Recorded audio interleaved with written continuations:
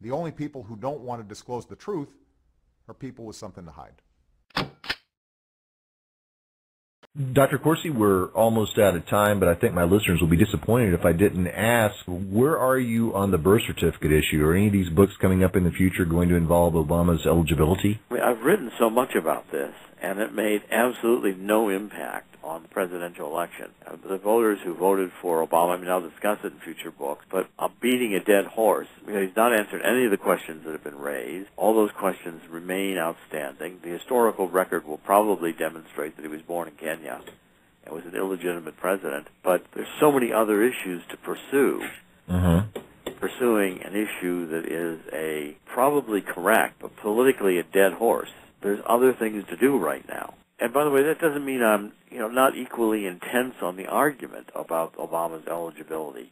It's just that there are appropriate times to really pursue the argument when you're going to make a difference, and there's times to pursue it when, we're going to get completely marginalized and discredited. The same as I'm saying on this whole book on bad Samaritans, we've got to fight this battle now, because in a few heartbeats down the road, fighting this battle, you're going to go to prison. The churches are going to be closed down. Boy Scouts were going to have their tax-exempt status taken away because they don't let homosexual scout leaders. Yeah. Right, exactly. Very quickly, tell my listeners how they can get a copy of Bad Samaritans. The book is available everywhere.